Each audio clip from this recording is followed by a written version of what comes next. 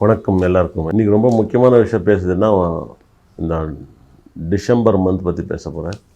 December ரொம்ப டேஞ்சரான time உலகத்தில். எப்பவும் கூட டிசம்பர் மந்த்து வாழ்க்கைಯಲ್ಲಿ இதாரವನ್ನು ரொம்ப விஐபியாக எறது போயிடுவார். அதே மாதிரி இந்த பூகம்ப, சுனாமி, இந்த கிட்னாப் இதெல்லாம் டிசம்பர் நவம்பர் தான் அதிகமாக நடக்கும் கண்டிப்பாக. அதே மாதிரி டிசம்பர் மந்தில் 2 ராசிகள் ரொம்ப டேஞ்சராக இருக்குது. ரொம்ப டேஞ்சர். ஒன்று மேஷா ಮತ್ತು ரிஷபா. இந்த ரெண்டு ராசிகள் கூட ரொம்ப கவனம் விட்டு கேட்கணும். அந்த மாதிரி இருக்குது வைப்ரேஷன். அதில் என்ன ஆகுதுன்னா இந்த 9 கிரகத்திலே சனி இருக்கிற இடத்துல இருக்குவார், மீன ராசியில் இருக்குவார். அதே மாதிரி குரு கூட இந்த டிசம்பர் மந்தில் சேஞ்ச் ஆகுவார். கடகலிಂದ மிதுனಕ್ಕೆ வராரு குரு பகவான். ராகு கேத்து இருக்கிற இடத்துல இருக்குவார். கும்பராசி சிம்ம ராசியில் தான் ராகு கும்பராசியில் இருப்பார், கேத்து சிம்ம ராசியில் இருக்கார். ஆனால் புதன், சூரியன், சுக்ரன், அங்காரக்கன் இந்த 4 பேர் தான் சேஞ்ச் ஆகுவார். 4 பேர் என்ன டிஃபென்ஸ் ஆங்கிள் சேஞ்ச் ஆகுவார். அதே மாதிரி என்ன ஆகுதுன்னா ரிஷபத்திலிருந்த ருஷிக ராசிக்கு எல்லோரும் வர்றாரு. அதே மாதிரி டிசம்பர் எண்டில் 29ஆம் தேதி 28 கண்டிப்பாக இந்த 4 கிரகனு கூட தனுசு ராசிக்கு வராரு. இது ரொம்ப ஆபத்தான டைம். 2 ராசிகாருக்கு ரொம்ப முக்கியமாக கேட்கணும். இந்த சூரியன் சுக்ரன் அந்த இடத்துலேருந்து குரு பார்வை பார்த்தா, குரு சுக்ரன் 2 பேரும் பார்த்தா என்னாகனா வாழ்க்கையில் இந்த குரு சுக்ரன் 2 பேரும் இருந்தால் பணம் வரும், பேர் வரும். ஆனால் கெட்ட பேர் பெண்ணுங்களோட நிறைய கெட்ட பேர் வரும்.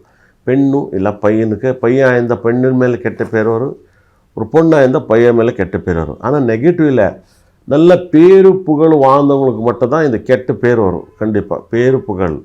ஏன்னா அந்த நேரத்தில் லேடிஸ் கொஞ்சம் கவனமாக இருக்கணும். ஏன்னா தனுசு ராசிலி சுக்ரன் இருக்க போது தான் நிறைய வாட்டி பெண்ணுங்களை அதிகமாக நிறைய பேர் ஒரு பெண்ணை தூக்கிட்டு போயிட்டு டிஸ்டர்ப் பண்ணுறது இந்த மாதிரி எல்லாம் நடந்துருக்குது.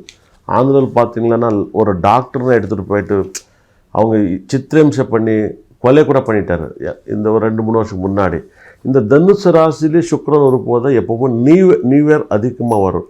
நியூ இயர் என்னன்னு தெரியல, போதைனாலே தான் பெண்ணுங்களுக்கு மேலே கண்ணு வருமோ இதுக்கெல்லாம் பெண்ணுங்களும் அதே மாதிரி ட்ரெஸ் போட்டு பசங்களை ஏமாற்றுவாரோ தெரியாது. 2 பேருதும் தப்பு இருக்கிறதோ தெரியாது. ஆனால் கவனமாக இருக்கிறவங்களுக்கே இப்போ ஒரு மாதல் போல்டாக இருக்கிறவங்களுக்கு நம்ம ஒன்றும் சொல்ல முடியாது.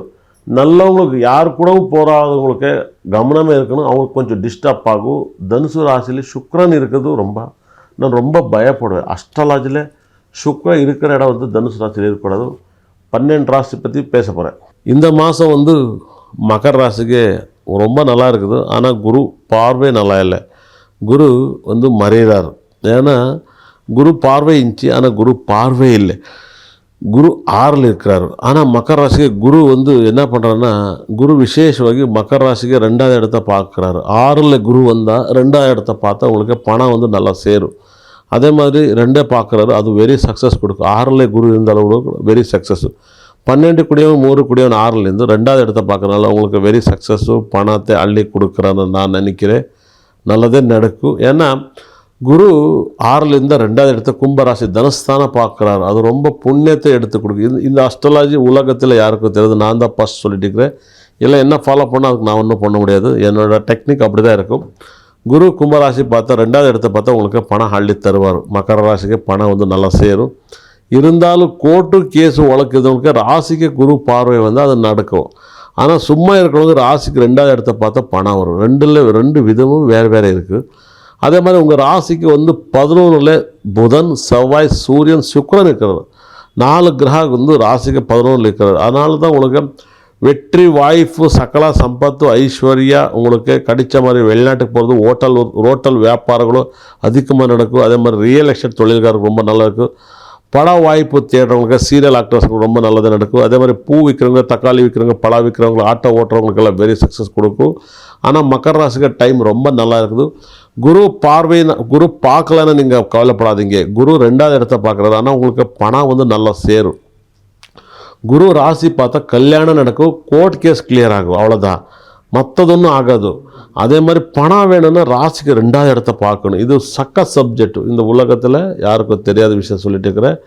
மகர ராசிக்கு டைம் ரொம்ப ரொம்ப நல்லா இருக்குது. இந்த மாதம் வந்து உங்களுக்கு தொட்டதெல்லாம் நல்லதே நடக்கும். ஆனால் நீங்கள் வந்து போகிற கோயிலும் எப்போ பார்த்தாலும் இந்த கோயிலுக்கு ரொம்ப பிடிச்ச கோயில் எதாவது இருக்குதுன்னா மகர ராசிக்கு நீங்கள் ஏதாவது ஒரு குபேர டெம்பிளுக்கு போயிட்டு வாங்க. குபேரன் டெம்பிள் பார்த்துட்டு போயிட்டு வாங்க.